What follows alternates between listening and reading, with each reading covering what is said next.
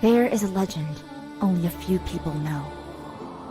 On an unusually cold night, an old woman who lived alone in the Frostwood Forest went out in search of firewood. But a sudden cry broke the forest's silence. It was the sound of a baby crying beneath an oak tree. The old woman approached the tree.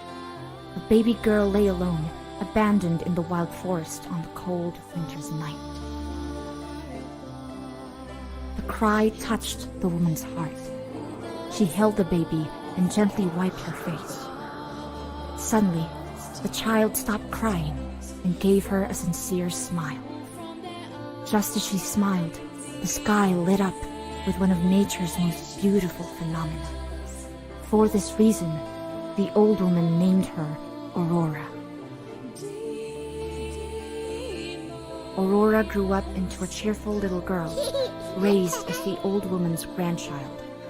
She had eyes as clear as the morning dew, a soul as harmless as a dove's, and thoughts as fresh as the new-grown green leaves of spring.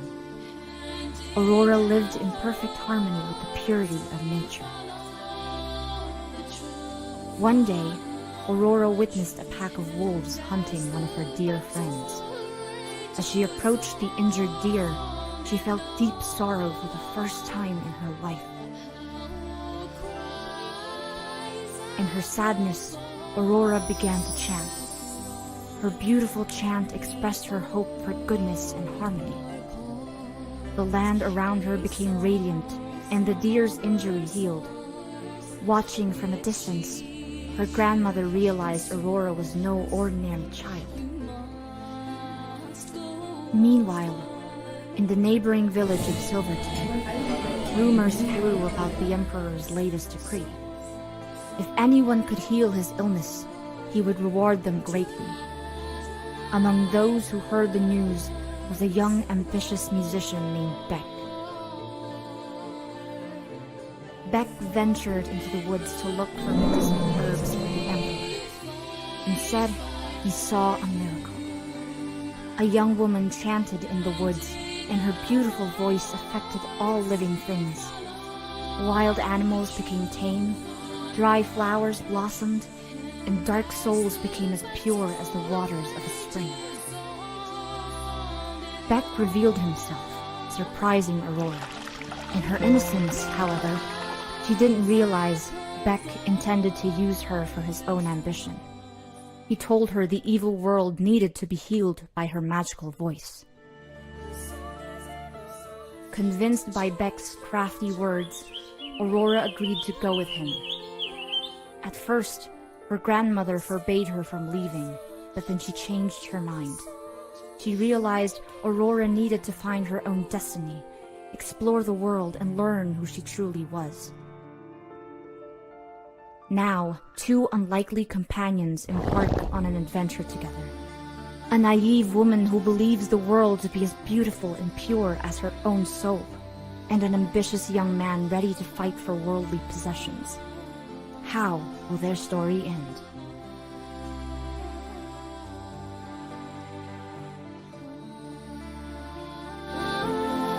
Chapter 1: Elvenwood.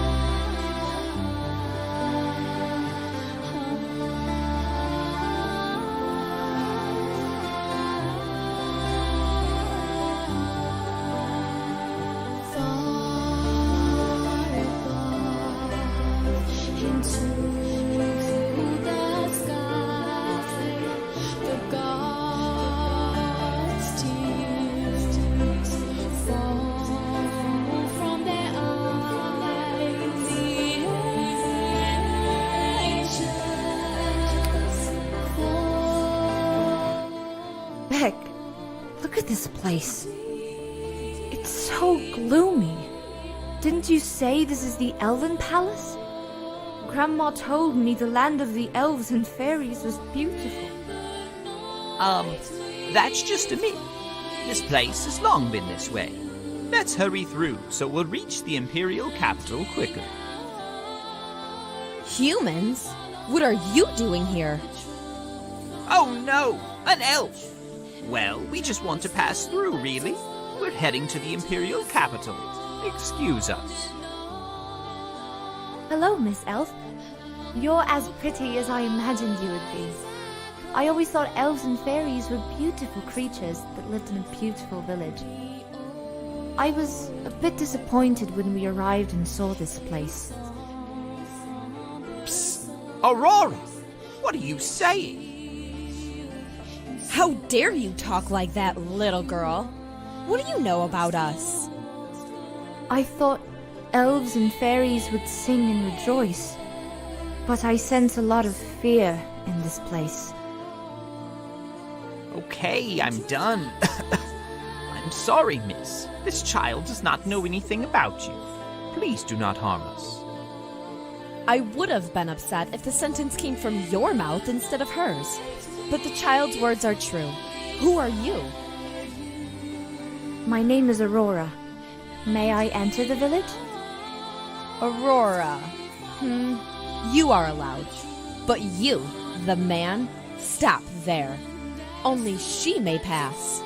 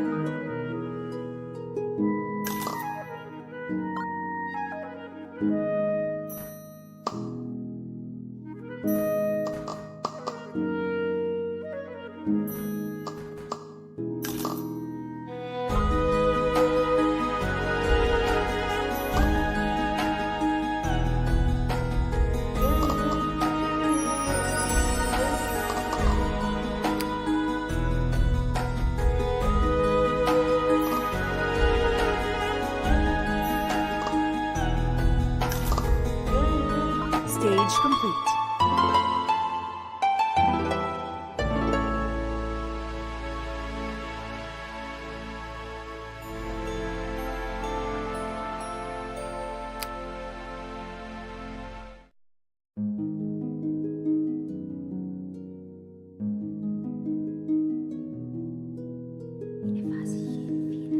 It looks like this old tree is their source of life. I can sense its spirit fading. Maybe my chant can revive it. Fairies were once happy here. Maybe I'll sing a cheerful tune to get their attention.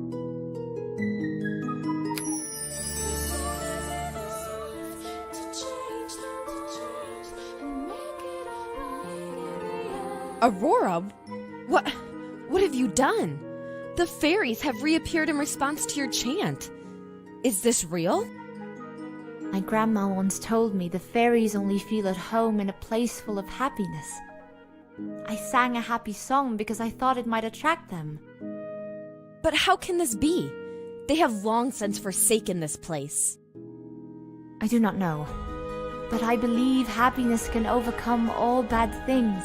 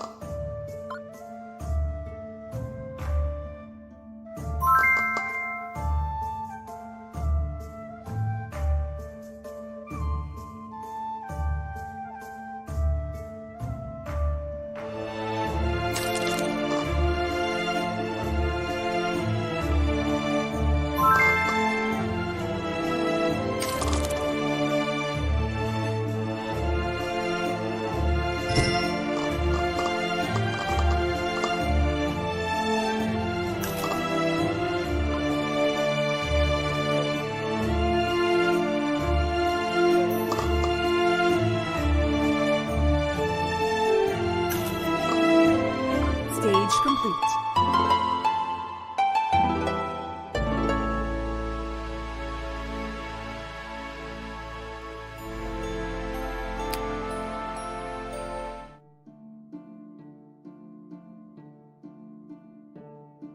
It looks like this old...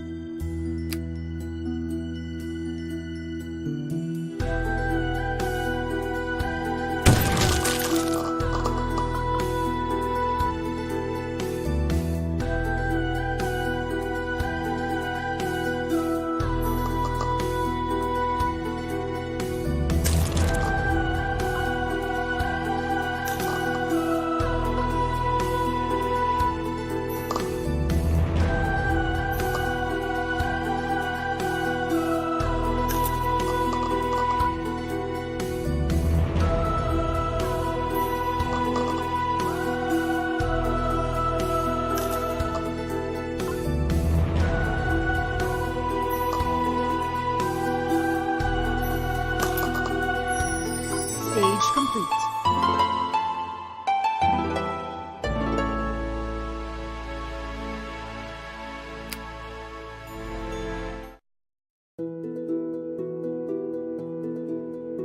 It looks like this old tree is the source of life. I can sense its spirit fading.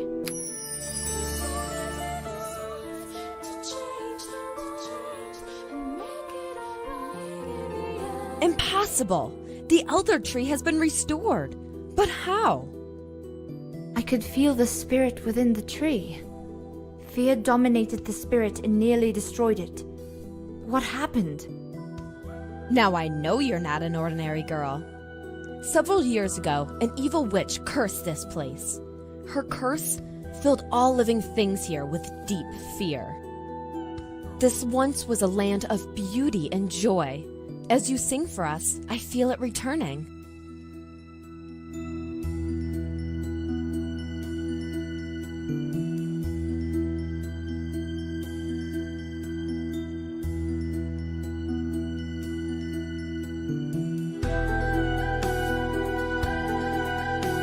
The source of the water has stopped flowing.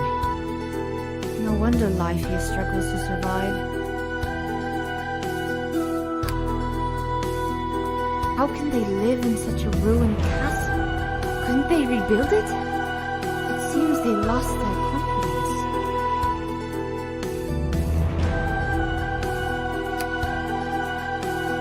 How can they live in such a ruined